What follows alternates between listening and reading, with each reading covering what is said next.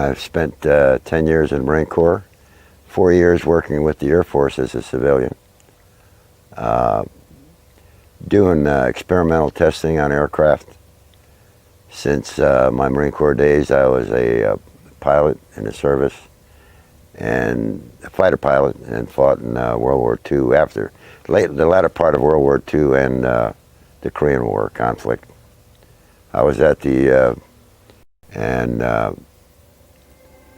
went up as far as the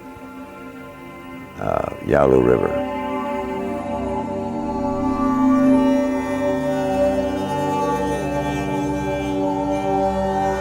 I didn't start working on flight simulators until about, well, the year was 1954 in September. And, well, a little later than that, let me go back a little bit. After I got out of the Marine Corps, I took a job with the Air Force at Wright Patterson, doing experimental flight testing on various different modifications and tech orders that they had incorporated into aircraft, various different aircraft, F-89, back then the B-47, F-102, and those aircraft. While I was at Wright Patterson, of course, I was approached by an individual that, and I'm not going to mention his name, to determine if I wanted to work in an area on just new creative things, okay? And apparently that was the flying disc simulator. What they had done, they had selected several of us, and they reassigned me to Link Aviation, which was a simulator manufacturer. At that time, they were building what they call the C-11B and F-102 simulator, B-47 simulator, and so forth. And they wanted us to get the experience before we actually started work on the flying disc simulator, which I spent 30-some years working on. So they had flying disc simulators. To your knowledge, when was the earliest they had them in operation? I don't think any went in operation until the late or early 60s, around 62 or 63. As I watched the reason why I'm saying this is because the simulator wasn't actually functional until around 1958, where the simulator was actually operable. The simulator that they used, or the craft that they used to build, which is a 30-meter one, was the one that crashed in Arizona, Kingman, Arizona, back in 53 or 52. I think it was 53. That's the one they used. That's the first one that they took out to the test site. It was a controlled craft, you know, that the aliens wanted to present to our government, or the USA. It landed about 15 miles from, which used to be an Army air base, which is now a defunct Army base. I forget, I can't recall the name of it. But that particular craft, there were some problems with, number one, getting it on the flatbed to take it up to Area 51. They couldn't get it across the dam because of the road. It had to be barged across the, the Colorado River at the time, and then taken up to where people go now, up 93, out to Area 51, which was just being really constructed at the time, and taken down those dirt roads and out to that particular area of the test site. There were 4 aliens aboard that thing, and those aliens went to Los Alamos for basically, it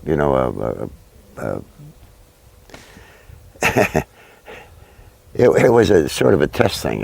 They set up the Los Alamos with a particular area for those guys, and they put certain people in there with them, people that were astrophysicists, just general scientists, to ask them questions. The way the story was told to me was there was only one of them that would talk to any of these scientists that they put in the lab with them. Only one of the aliens. The rest wouldn't talk to anybody, or even have a conversation with them. First they thought it was all ESP, or what do I want to say? Telepathy? Mental telepathy. But most of that is kind of a joke to me, because they actually speak, maybe not like we do, but they actually speak and can converse. But there was only one. The difference between this aircraft or this disc and other discs that they had looked at was that it was much simpler design. In the simulator, it was one big thing different. The thing that, like Lazar calls the reactor. Okay, we didn't have a reactor. We had a space in a thing that looked like the reactor, but that wasn't the thing we operated the simulator with. We operated with 6 large capacitors that were charged with 1 million volts each. Say there were 6 million volts in those capacitors. They're largest capacitors ever built. These particular capacitors, they last for 30 minutes, so you could get in there and actually work the controls and do what you had to get the aircraft, or get the simulator, the disc to operate. Okay, so it wasn't that simple, because we only had 30 minutes. Okay, and the reason why it was designed like that photo I showed you was actually when it was operable, it would lift off the ball about a certain amount of there was a dimension there that we had that it actually lifted up, and it could actually turn, a certain amount of degrees left to right or whatever. But in a simulator now, you'll notice that there are no seat belts, right? And the same thing with the actual craft, no seat belts. You don't need seat belts, because when you fly one of these things upside down, there's no upside down like in a regular aircraft. You have your own gravitational field right inside. So if you're flying upside down, to you, you're right side up. Did you ever get inside the actual craft? I was in there for startup, sure. How do they image? How do you look out the windows from one of these things with a controlled Actually, we didn't look environment? out any windows. There weren't any windows. The only place we had any visibility at all, and it was done with cameras or video type things at that time, was in the turret section. My thing was the flight deck, and the instruments on the flight deck. I knew about the gravitational field and what it took to get people to, train them to be able to come in that thing, and operate. You would be sick or disoriented in about 2 minutes after getting in, after it was cranked up. It takes a lot of time, because of the area and the smallness of it. Just to raise your hand, it becomes complicated. You have to be trained with your mind, to accept what you're going to actually feel and So there's some experience. perceptual distortion. There's a lot of distortion. Yeah. Seeing, just moving about. After a while, after you get used to it and all, and you do it, it's simple.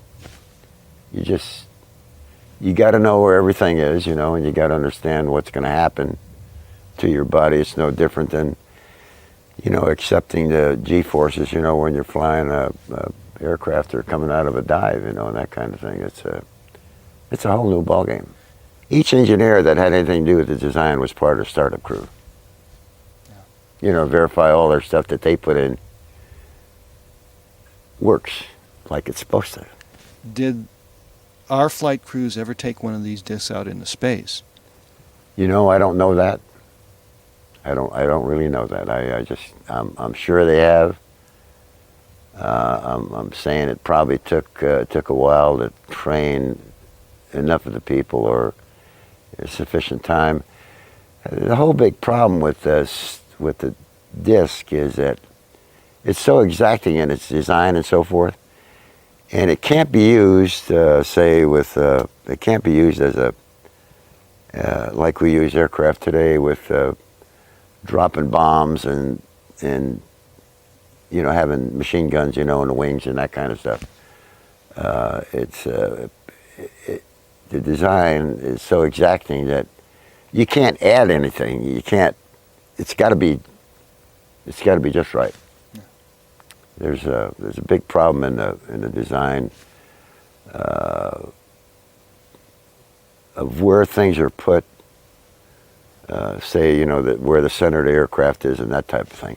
Even the fact that we raised it 3 feet so the taller guys could get in and stuff. The actual ship was extended back to its original configuration, but actually raised. We had a long period of introduction into meeting, you know, say an EBE, an alien. And I called him J-Rod, of course that's what they called him, but that wasn't his, you know, I don't know if that was his real name or not, but that's the name that the linguist gave him, you know. So he knew J-Rod, you know. And I did draw a sketch of him when he was, before I left him in a meeting, but, and I provided it to some people, but that was my impression of what I saw. How much individual contact did you have with him? Oh, he used to come in with Teller and some of the other guys occasionally on questions that maybe we'd have, you know. But you got to understand that everything was, you know, specific to the group. If it wasn't specific to the group, you couldn't talk about it. Mm-hmm. You know, so. Need to know. Need to know. Yeah. And, you know, and he would talk, but he'd sound just like, if you spoke, he'd sound like you. You know, he's like one of the, you know, a parrot, you know, but he'd try and answer your question, you know. A lot of times you'd have a hard time understanding, you know, because if you didn't put it on paper and explain yourself, half the time he couldn't give you a good answer. When you said there was a long build-up to actually meeting this person, what was the preparation like before you actually had a chance to have personal contact? Well, the preparation was, you know, basically going through, first of all, I went through all of the different nationalities in the world, right? Just, you know, these, whatever, you know. Human nationalities. Yeah, human nationalities, you know. Then they got into going into other forms of life, you know, even down to, you know, animals and that type of thing. And the fact that, you know, this J-Rod had, his skin was pinkish, but a little bit rough, you know, and that kind of stuff. Not, you know, not horrible looking, you know, or to me he didn't look horrible looking. Some of the guys, you know, that was in the particular groups that I was in, they never even made it, you know, as far as I was concerned. You know, when they gave you the psychological question, you know, I just answered them the way I felt, and I had no problem, you know. And that's what they wanted to know. You know, if you'd become, like, you know, hey, here's an alien, he's from here, and I don't know what, you know, one of those kind of things, you know. But it never bothered me, you know, it didn't amount to much. So what kind of scientific advice he would give the crew that was building or back engineering these? Basically, it was only engineering advice or science advice. You know, say for example, I performed the calculation, and I spoke of a book that, it's not a book, it's a big assembly of various different divisions of on gravitational technology, okay? And the key element in there, all the information wasn't there, because even our guys, our people that were the top mathematicians and stuff, couldn't figure some of this stuff out. So we would take it, and then, you know, we'd have to, with each design, you know, there's a requirement for calculations. And we'd have to prove by calculations, you know, that this thing's going to operate. No different than anything else we do. And sometimes you get into a spot where you try and try and try, and even if you use the formulas to come up with this thing that they'd provide you, it wouldn't work. And that's where he'd come in, you know, to tell him to look at this and see what we did wrong. So you really never knew how many we had. The last 40 years or so, or 60 years, maybe there's, I'd say 40 years anyway, not counting the simulators, I'm talking about actual craft, there's probably maybe 2 or 3 dozen, various different sizes. That we've built, or that we have that we built. Okay. I don't know much about the ones that, you know, that they brought here. I know about that one out of Kingman, but that's about it. And I know the company that hauled it out of there and who's out here now. A couple of different versions that they used. One was a chemical version, one was a solid version. And I don't even know the chemistry of the chemical version. But there's one that operates with under chemicals, with certain chemicals. Actually, what they've done with, I think, with these triangles that people have seen is they've got like 2 or 3 of, say, a 30-meter crafts that are in the center of it. In the outside perimeter, you know, you could put anything you want as long as these particular ones meet the design criteria. They'll operate. Then it's more or less all that other stuff on the outside is tag along. Mm-hmm. But I'm sure if they put a large weapon up there and fired it, it would probably, you know, not work. Or they'd kill themselves. There are certain reasons for the secrecy. I could understand that, no different than, you know, the first atomic bomb that they built.